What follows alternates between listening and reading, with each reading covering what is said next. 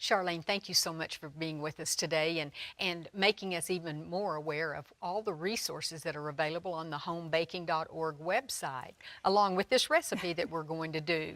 I love this new resource that we have. It's called Kitchen Science. And isn't that what baking is? It is a science. It's something that you have to really have in the right proportions to have a successful product.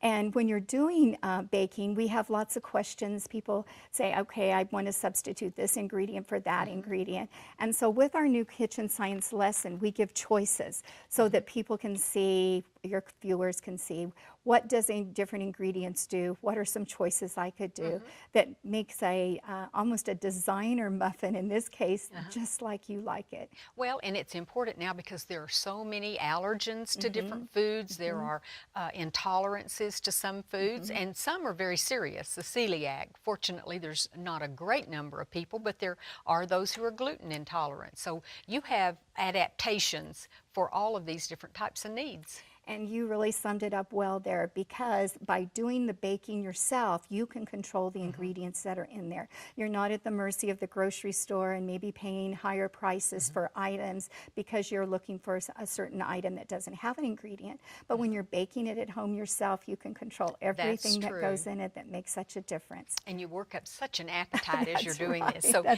this is an orange nut muffin? It is. And you have all the ingredients over there. We have the whole wheat flour that we've already added to this. And now we're going to put in a half a cup of all-purpose flour.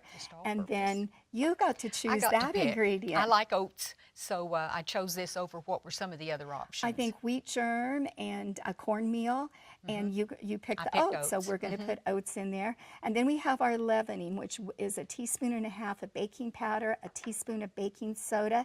And why do we use both of these? You know, it extends the leavening of it. So you'll find that you'll get a little quick rise, then you'll get rise during it. So it expands it to the entire baking time. And then you have a little bit of salt. And while you mix that, I'm going to do the liquid ingredients. And we already have in here 1/4 cup of melted butter and then a tablespoon of grated orange, Ryan, a zest there that makes that smell so good. We have 1 cup of brown sugar. And you do pack brown sugar. Exactly. And I wanted to show that because when it comes out like that, you know you packed it well. It needs to be packed to make sure that you've got the right measurement. And then you chose carrots. And our other choices were apples and what was in the, sweet potatoes, I think, was another choice that we gave. And I'll start mixing this, and I'm going to let you add the buttermilk. And tell us how you make your own buttermilk. That's something that I've used a lot. If you have your milk and you need to have some sour milk, you can put 1 tablespoon of lemon juice in there with it, and that'll sour that milk for you. And what about vinegar? Does that work as well? Yeah, you could use 1 tablespoon of vinegar, yes. And the egg and the vanilla. So to go back, because I'm not sure what I really said, it's 1 cup of your milk and then 1 cup of the vinegar. One tablespoon. 1 tablespoon, of that. And that'll make your 1 cup of your soured milk. So now we mix that all together, and we're going to pour this together. So this is really what we call a muffin method, because you mix 2 mixtures together and then stir it together. Mix them separately, and then, and isn't it important in muffins that you don't overmix? Exactly. Okay, I've so always when heard you that. don't see any more dry ingredients, then you know that you have mixed it plenty, and then that's all you need to do. This has, I like to, we'll stop right here, and we'll go ahead and add the raisins, and the conditioned raisins. So we put a little bit of water, a cup of water on a cup of raisins, and let them just plump up a little bit, drain off all the water, and you can see how nice and plump they are. Do we want all of this, or will some go on the top? This will be, we'll add all of those, and that, you chose the pecans, and I that love is pecans. 1 cup, and I toasted them in the oven just a little bit, which will bring out the flavors of the pecans. Oh, And when you toast nuts, pine nuts or pecans or walnuts, whatever, what temperature is it best? Is it real hot? I did it at a 350-degree oven, but I only left them in there about 5 minutes. So Okay, be sure to so set the watch it. timer. I put it in a pie pan and then just shake the pie pan a little bit to mix the nuts, and you can kind of start smelling them. So look, it's I think all mixed up. yeah, and that then looks we have good. this will actually make 18 muffins.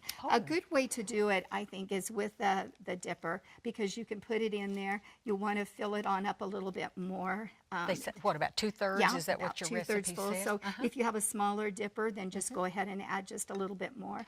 And then they're going to bake about 15 to, or about 30 minutes, I guess it is, at a, let me double check that right here. Give us Okay. another reason to look at the recipe here. At 400 degrees for about 18 to 20 minutes. 18 to 20 minutes. And I wanted to show too that this is free on our website at homebaking.org. Baking for special needs. One of the fun things on the back of it is a matter of taste. And so if you are going to teach this lesson, have it as a project for a community group, after school group, or maybe even a community club organization, you can have them evaluate them and see And that's did they important. like it. Usually the taste is the evaluation, right? Yes, exactly. Well, since we don't have time to bake these, let's take a look at the Okay. ones you made earlier.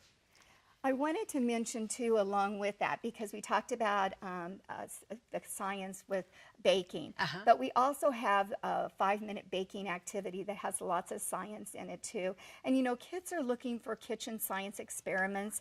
On our website, we have a whole list of experiments that you can do in the kitchen that they could use for school, that give them, if they're a budding chef and like being in the kitchen, they can try some of those experiments. But just in the measuring, I think that we teach that when you measure, you need to scoop and stir that flour and then lift it into the measuring cup and level it off. And there's a great experiment in there to do it several different ways, and then have the kids weigh it. And they'll see the difference that it really makes if they're not measuring correctly. They're adding like too air much rating. flour. That's right. They add too much flour to their baked good, and then it's dry And heavy. Yeah, and they don't get the results they want. So there's all kinds of things that they can learn by having kitchen science. Well, it really is, and so many schools don't have what we used to call home economics, family consumer science, and I think that's a need that families have if they don't take the time to teach children at home about this. It's so important. Well, thank you so much for being with us today. Thank you.